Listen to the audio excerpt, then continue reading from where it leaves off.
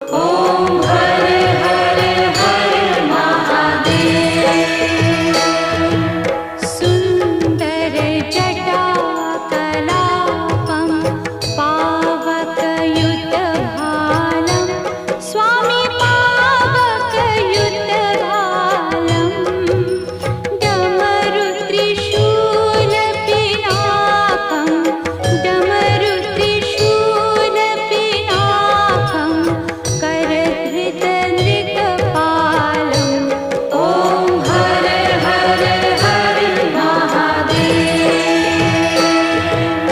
मुण्डे रचयति माला